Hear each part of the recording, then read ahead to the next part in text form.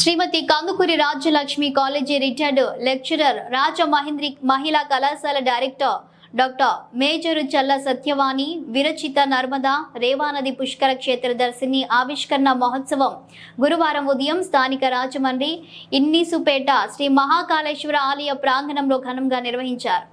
Major Satyavani స్వాగతం పలుకగా విశ్రాంత అధ్యాపకురాలు కాసా జయప్రద సభ సంచాలకత్వం వహిస్తూ అతిథులను వేదికపైకి ఆహ్వానించారు. మహామహోపాధ్యాయ విశ్వనాథ గోపాలకృష్ణ శాస్త్రి గౌరవ అధ్యక్షులుగా వ్యవహరించగా రాజా మహేంద్రి విద్యా సంస్థల కరెస్పాండెంట్ టీకే విశ్వేశ్వరరెడ్డి అధ్యక్షత వహించారు. రొటేరియన్ పట్టపగులు వెంకట్రావు గ్రంథ ఆవిష్కరణ చేశారు. ఈ సందర్భంగా విశ్వేశ్వరరెడ్డి మాట్లాడుతూ డాక్టర్ సత్యవాణి ఇప్పటి వరకు 36 పుస్తకాలు రాసి ఉచితంగా పంచిపెట్టారని 37వ పుస్తకాన్ని ఇప్పుడు ఆవిష్కరించారని అన్నారు.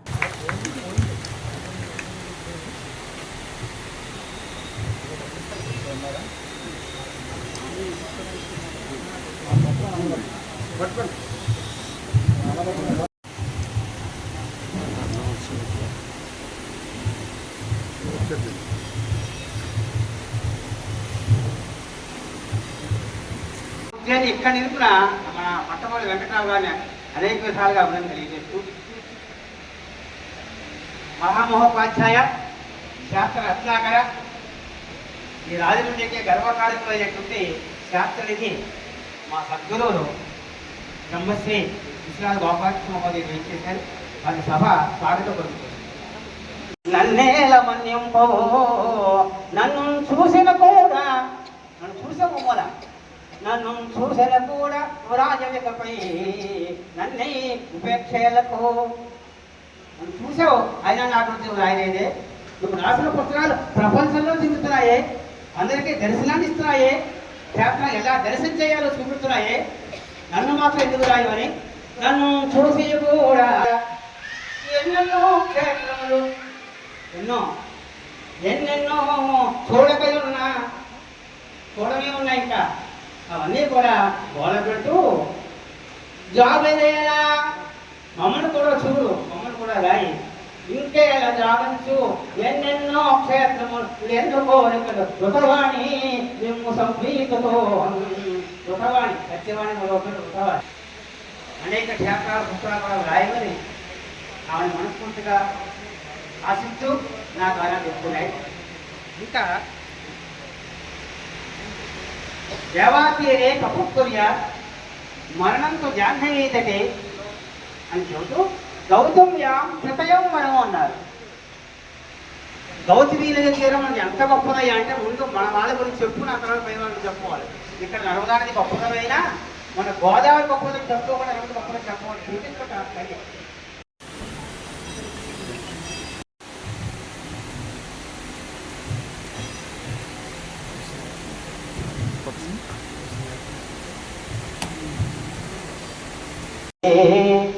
దశ దిశా భోగో దుకూలాయతే సీతాం సుప్రసవాయతే శరతరానంద స్వరూపాయతే వేదాంతో నిలయాయతే సువినయః యస్య స్వభావాయతే తస్మిన్ మే హృదయం సుఖేన రమతాం సాంబే.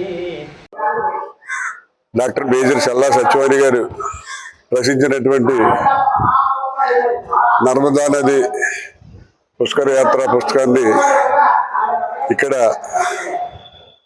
మహాకాళేశ్వర స్వామి టెంపుల్లో మహాదేవుడి సన్నిధిలో పుస్తకావిష్కరణ చేయడం అనేది చాలా గొప్ప విషయం. మేడం ఇప్పటి వరకు 37 పుస్తకాలు రాశారు. అన్నీ కూడా ప్రజలకి ఎంతో ఉపయోగపడేటువంటి పుస్తకాలన్నీ కూడా మేడం రాయటం జరిగింది.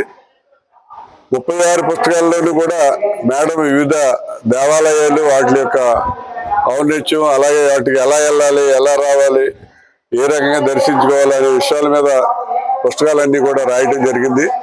ఈ పుస్తకాలన్నీ కూడా సామాన్యులకి ఎంతో ఉపయోగమైనటువంటి పుస్తకాలు. మరి ఈవేళ ఈ పుస్తక ఆవిష్కరణ కార్యక్రమానికి మహామహోపాధ్యాయ విశ్వనాథ గోపాలకృష్ణ గారు, అలాగే పట్టపగల వెంకట్రావు గారు, అలాగే దూలిపాల మహాదేవమణి గారు, అనేక మంది ప్రముఖులు వచ్చి ఈవేళ పుస్తకావిష్కరణ చేయడం అనేది చాలా గొప్ప విషయం. మరి ఈ పుస్తకాన్ని ప్రజలందరూ కూడా ఉపయోగించుకుని మన పుష్కరాలకి ఏ రకంగా మనం వెళ్ళి నదుల్లో స్నానం చేయాలి, నర్మదా నది పక్కన ఉన్న చుట్టుపక్కల ఉన్నటువంటి దేవాలయాలన్నీ కూడా దర్శించుకోవటం ఎలా అనే దాని మీద అందరూ కూడా ఉపయోగించుకోవాలని చెప్పి కోరుతున్నాం. ముఖ్యంగా మనం రాజమండ్రి విషయానికి వచ్చినట్లయితే పవిత్ర గోదావరి నది పక్కన ఉన్నాం. మరి అన్ని నదుల్లోనూ పుష్కరాలు చేసుకోవడం జరుగుతుంది. గోదావరి నదీ తీరంలో దక్షిణ కాశీగా పేరొందినటువంటి ఈ గోదావరి నదిని మరి ఏదో పుష్కరాలకి స్నానం చేసే పుణ్యం వచ్చింది అని కాకుండా నదిని మనం కాలుష్య బారి నుంచి కాపాడుకోవాల్సిన అవసరం ఎంతైనా ఉంది. ఎందుకంటే ఈ నదీ జలం అనేది లేకపోతే మానవుల యొక్క మనుగడే ఉండదు, మానవుడికి అది జీవుల మనుగడే ఉండదు. నదుల వల్లే వచ్చిన జలాన్ని మరి జీవులన్నీ కూడా మానవుడితో సహా అందరూ నదీ జలాన్ని త్రాగటం వల్ల కానీ స్నానం చేయటం వల్ల కానీ జీవనం సాగిస్తున్నారు.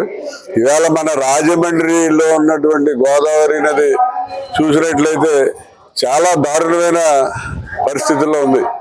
నదిలో స్నానం చేయడానికి కానీ లేకపోతే నదిలో నీళ్ళతోటి ఆస్నానం చేయడానికి కానీ త్రాగడానికి కానీ పనికిరాని విధంగా రాజమండ్రిలో ఉన్న గోదావరి నదిని తయారు చేస్తున్నారు. ఈ గోదావరి నదిని ప్రక్షాళన పూర్తిగా చేసి దాన్ని మనందరూ కూడా ఒక జీవనదులు అయినటువంటి గోదావరిని మరి పరిశుభ్రమైన నదిగా తయారు చేసుకోవాలి. మన పుష్కరాలు జరుపుకోవడమే కాదు, పుష్కరాలు కాకుండా గోదావరి నదిని ఎప్పుడు కూడా పవిత్రమైనటువంటి నదిగా కాపాడవలసిన బాధ్యత కూడా అందరి మీద ఉందని చెప్పి ఈ సందర్భంగా తెలియజేస్తాను. గురించి ముందు కొన్ని విషయాలు చెప్పాలి. చల్లా సత్యవాణి గారు నాకైతే పరిచయం తక్కువ, కానీ నా భార్య అనంతరామలక్ష్మి గారికి చాలా పరిచయం ఉంది. ఆవిడ ఇన్నర్వీల్ క్లబ్ తరఫున వారికి సన్మానం చేయడం, వారితో ఎన్నో కార్యక్రమాల్లో పాల్గొనే పరిస్థితి ఉంది. అయితే ఒక రోజు సత్యవేణి గారు నాకు ఫోన్ చేసి, ఈ ఆలయం దగ్గరికి వస్తాను, ఆలయం దగ్గర పుస్తకావిష్కరణ సభ కార్యక్రమం పెట్టాలి అన్నప్పుడు తప్పనిసరిగా రండమ్మా, మనం మాట్లాడుకుంటాం, మీకు ఎలా కావాలంటే అలా ఏర్పాటు చేస్తానని చెప్పి నేను చెప్పడం జరిగింది.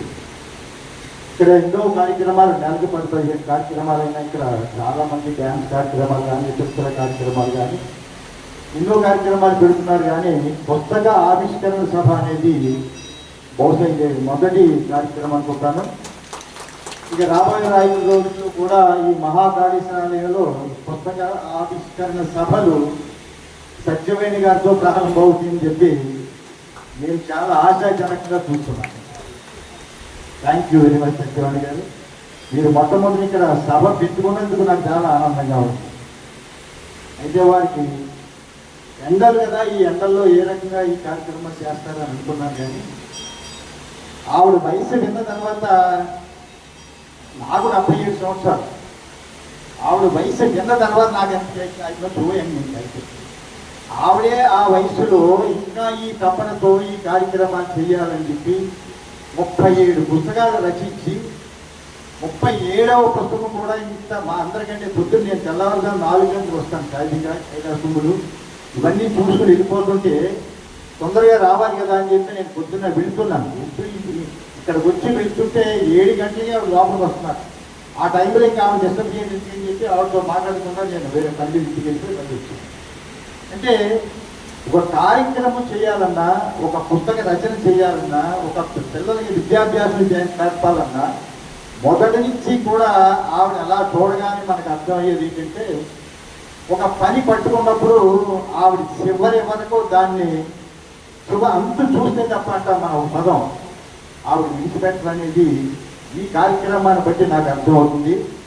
చాలా మందికి ఈ దేశంలో బహుశా సత్యవాణి గారు ఆకర్షణీయులు అవుతారని చెప్పి నేను భావిస్తున్నాను. పుస్తకాల్లో ఏముందో ఇంకా తెలియదు కానీ